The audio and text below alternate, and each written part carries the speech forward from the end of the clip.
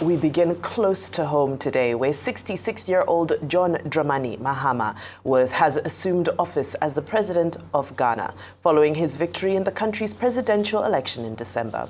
His inauguration on Tuesday, which was witnessed by a large number of African leaders, including President Bola Tinubu, signifies a new beginning for the top African gold exporter and a return to power for Mahama, who had failed in his two previous attempts to return to the seat of power. Arise News chief correspondent Tokumbo Oyetunji has the details. Excited Ghanaians exuding joy, hope and optimism as Mr. John Dramani Mahama returns to office for another term.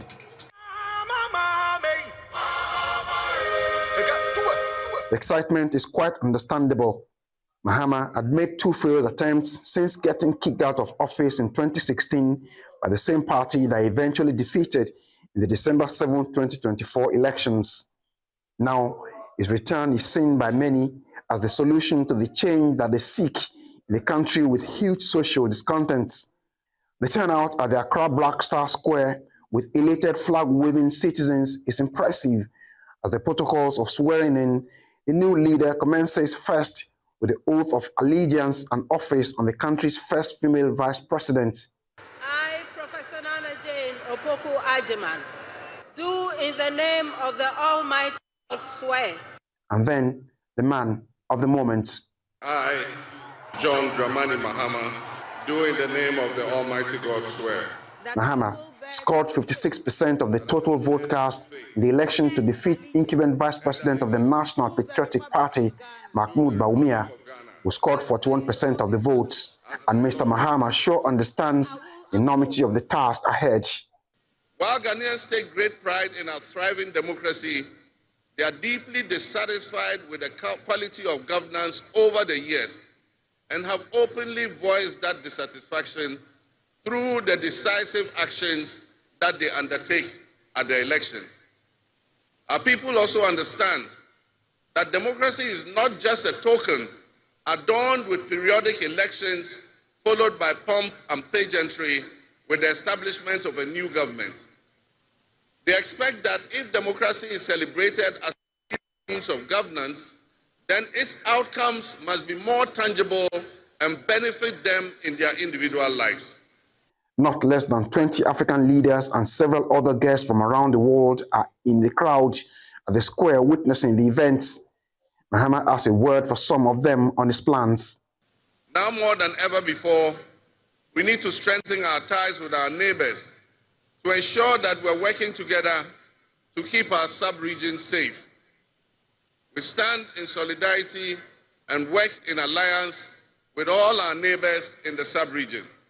Among those listening to him is Nigerian leader Bola Tinubu, himself expectant of a blossoming relationship not just between Ghana and Nigeria, but among the countries in the entire African continent.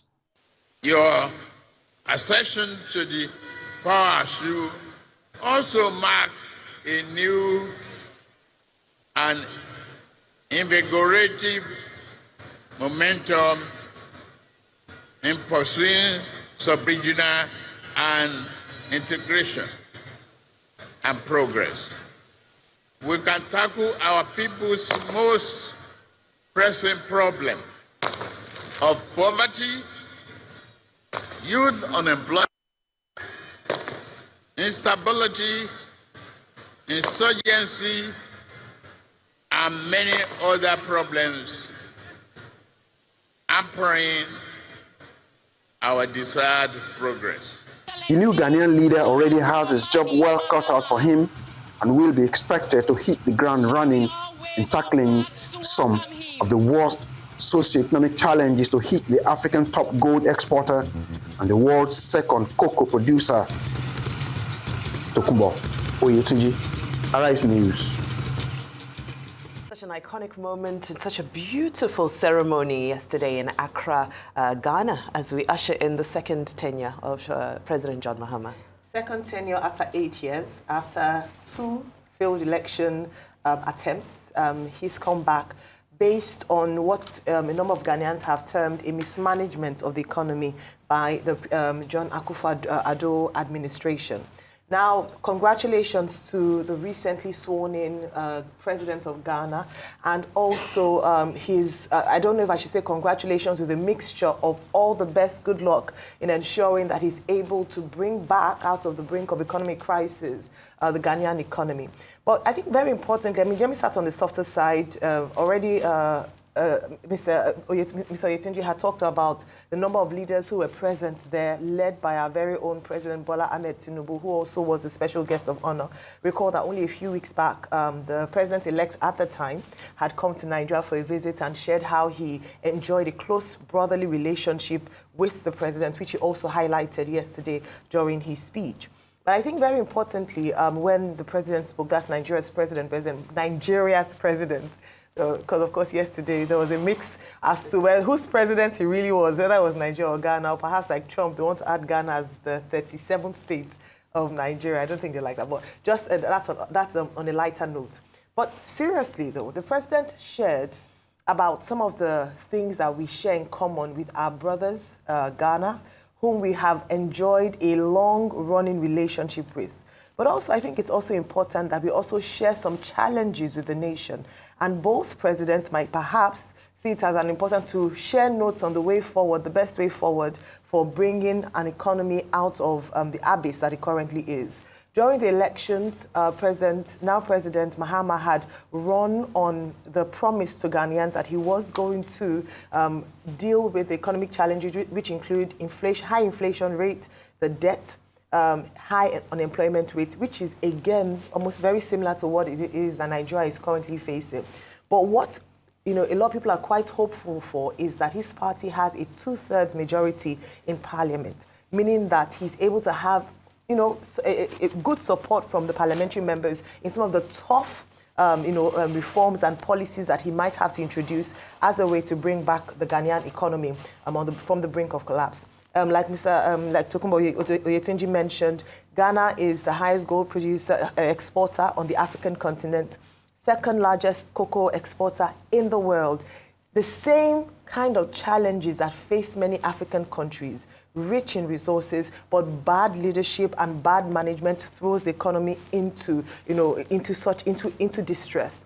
What the Ghanaian people are looking forward to, a lot of whom expressed enthusiasm, expectation, excitement at the return of Mahama, almost seeing him like a savior, to save them from this economic collapse or near collapse, is, number one, get people jobs.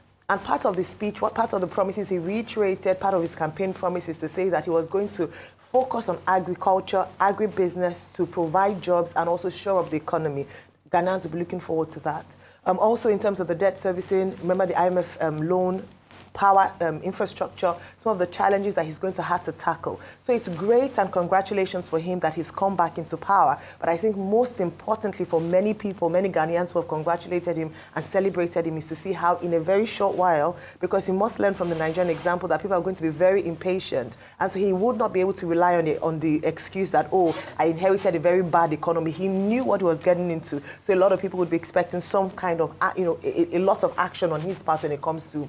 Of course, one of the shining moments from yesterday as well was the first female vice president sworn in here, there in Ghana, Professor Nana Jane Okpoko-Adjemang. Fantastic to see a woman, at that summit in the African country, and just to see how well her and her principal are going to work together to really move Ghana forward. I wish him all the best. Congratulations from Nigeria. We share very close relationships, and I'm hoping that the relationship will be strengthened and we're able to, as two great African nations, work together for the common good of the people.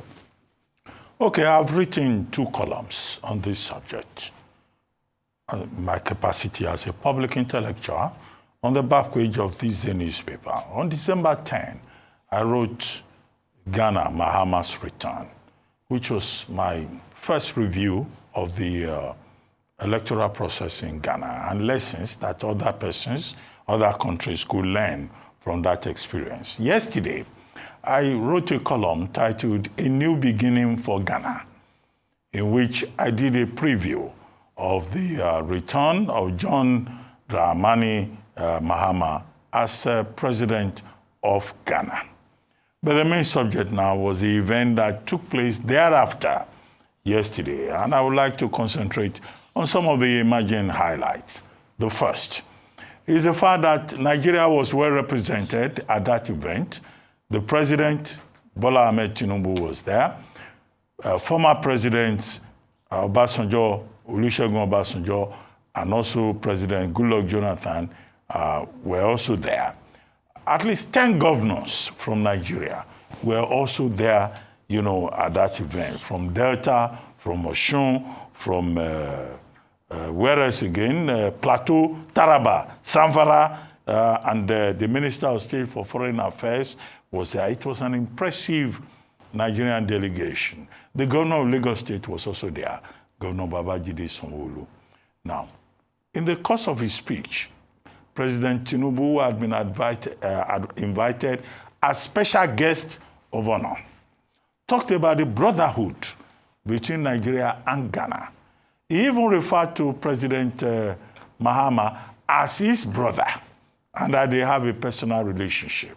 And that he believes that with President Mahama coming back, a second time, that Nigeria and Ghana will be able to work well together. In fact, the Nigerian representative at the UN Deputy Secretary General, Mrs. Mohammed, was also in attendance at that event. Now, I would like to deal with the Nigerian part first, which is the other leg of the analysis, having written 2 commentaries before now. Is that, look, President Tinubu did a good job of advertising the connection between Nigeria and Ghana. And I think that is a very good thing. Now, many Nigerians insist that, in fact, the person we have in Ghana now is actually a Nigerian president because of his very strong connections with Nigeria. His stepmother, his father was a produce merchant.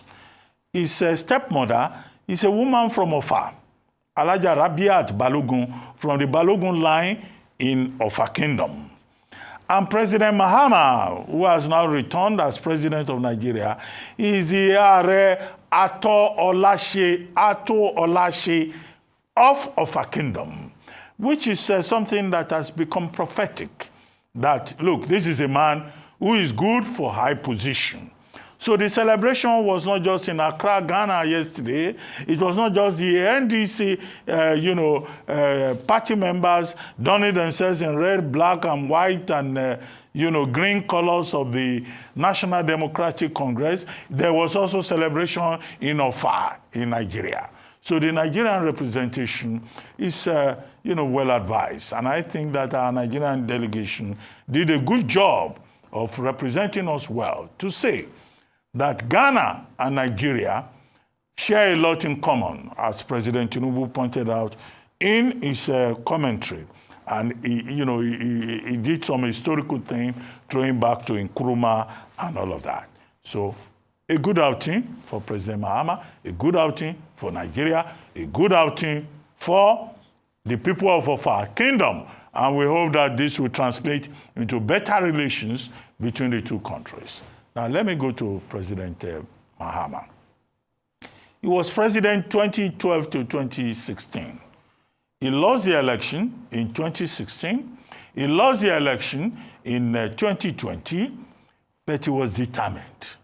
He came back in 2020, and he posted the largest single victory ever in the history of democratic process in Ghana, in the Fourth Republic. The Fourth Republic in Ghana started in 1992. He won with 56.6% of the margin.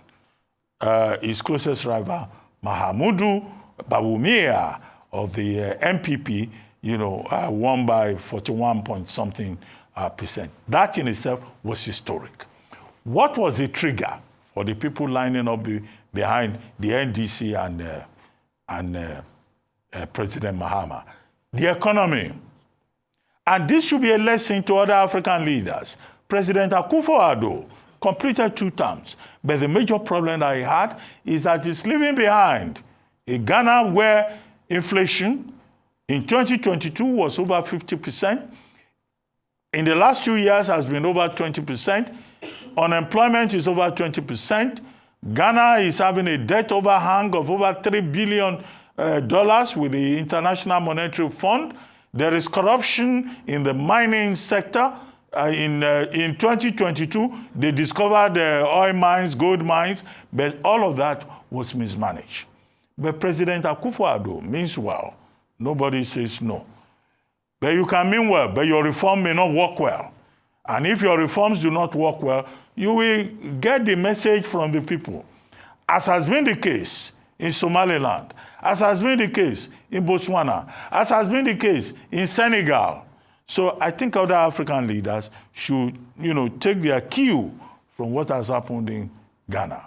President Mahama, in taking the mantle of office, has said he knows what his job is. That's my summary of his speech, that he needs to restore the economic environment, he needs to restore efficiency, accountability in government, and fight corruption. He also says that he also understands that there's a debt overhang. In other words, he needs to give the Ghanaian people a more effective government, and he needs to rebuild trust.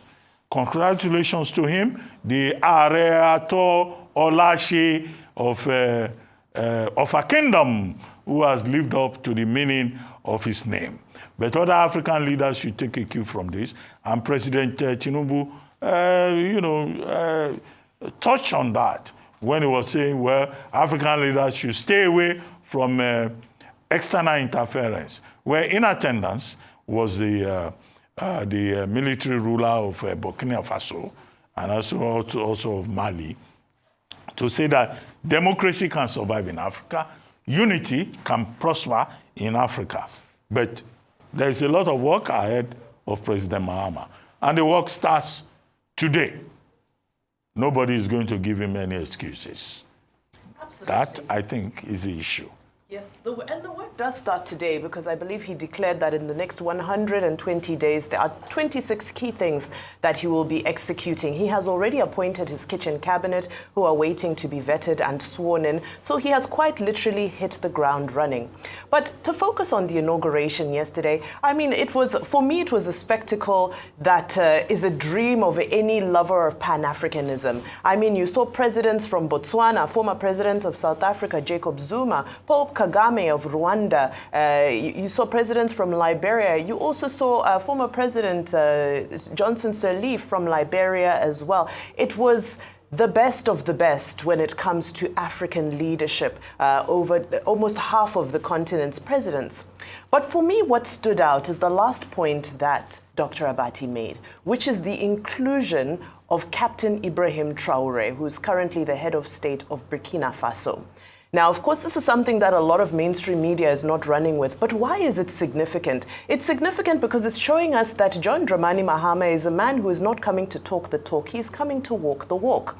What do I mean by this? It means that he is showing that he is a big brother. He is a unifier, he is a uniter, and he is leading with the message of brotherhood. Ironically, the same message of brotherhood that President Tinubu spoke about and referred to in his speech. However, brotherhood in this context means that whether your neighbor has a conflict or is in a state of chaos or is doing something that you don't agree with, you don't push them away. You bring them in. And that was a beautiful show of an olive branch, because that was Captain Ibrahim Traore's first visit outside of the African Sahel states since the African Sahel states, the organization was created. And of course, there was a big debate in Burkina Faso about whether or not he should attend that inauguration, because there were worries that maybe they'll use that opportunity to arrest him or, to take whatever action needs to be taken against him as somebody who led a coup. But the reports say that he was given all assurances by the Ghanaian government that he would be safe and that he would come in and return safely, as we saw that he did. We saw that he wore his regalia, and as the procession of world leaders came up, it was incredible to see that he's one of those who received the loudest cheers. So what does this mean? It means that there's a conversation to be had, that the solution of creating distance between ourselves and our neighbors who have gone through a process of coups, have gone through undemocratic processes, the solution is not to distance ourselves. The solution is to bring ourselves forward. John Mahama showed us that leadership is about dialogue. It's about making sure that there is a common ground to speak of. Because there's a trend that we're starting to notice here in Nigeria. We're noticing ourselves distancing from our neighbors, from Niger, from so forth, instead of engaging in robust dialogue. But even within Nigeria, we're noticing places like Rivers State where there's just a state of chaos. But there's no definitive leadership coming in to bring everybody together and give a common vision. So for me, the biggest message yesterday at the inauguration of John Mahama was not the words that were spoken, but it was in the gestures that we saw and translated into a message for all of us about what it means to move Africa forward.